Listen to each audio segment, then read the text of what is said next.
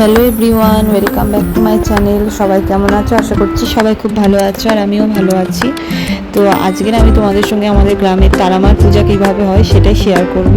তো এইটা হলো আগের দিন রাতের একটা ক্লিপ, যেটা আমি তুলে রেখেছিলাম। দেখো সুন্দর করে সাজানো হয়েছিল লাইট দিয়ে। আর এটা হলো তারামার পূজার দিন। এই যে এখানে খুব সুন্দর প্যান্ডেল করা হয়েছে তারামার পূজার জন্য।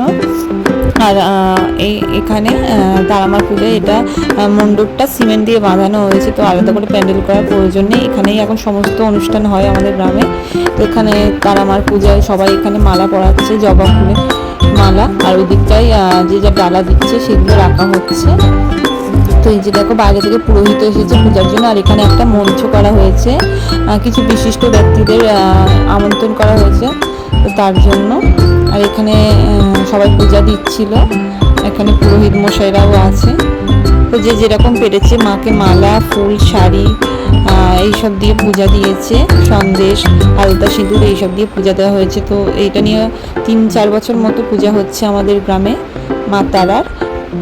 তো আমি অনেক কম জায়গায় দেখেছি যে মা তারার পূজা হয়, তো আমাদের গ্রামে এটা নিয়ে 3 বছর মতো হচ্ছে পূজা। তো দেখো, আর এইখানটাই হচ্ছে লোকজনদের প্রসাদ দেওয়া হচ্ছে মা তারার। প্রচুর লোকের সমাগম হয়েছে, দেখো কতটা বড় জায়গা জুড়ে। আর এইখানে এই মন্দিরটা তৈরি হচ্ছে, এটা কিছুদিনের মধ্যেই কমপ্লিট। আর তারামার পূজার প্রসাদ ছিল পোলাও, আলুর দম, পনির দিয়ে, সাদা ভাত, মুগ ডাল, একটা চচ্চড়ি, আর বোঁদে, পাঁপড়, চাটনি এই ছিল। আর এইগুলো দেখো তারামার পূজার সময় এই বাজিগুলো ফাটানো হচ্ছিল। আর প্রচুর বৃষ্টি হচ্ছিল, হালকা বৃষ্টি ছিল, প্রচুর বৃষ্টি হয়নি। তো আমরা তখন বাড়ি চলে এসেছিলাম। তো আমাদের বাড়ি থেকে এই যে দেখো দেখা যাচ্ছে বাজি ফাটাচ্ছে।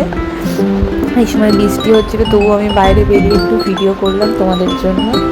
তো কেমন লাগলো তারামার পূজার ভিডিওটা তোমরা কমেন্ট করে জানিও। যদি ভালো লাগে একটা লাইক করো। সবাই খুব ভালো থেকো, সুস্থ থেকো। দেখা হবে খুব তাড়াতাড়ি পরে একটা ভ্লগ ভিডিও।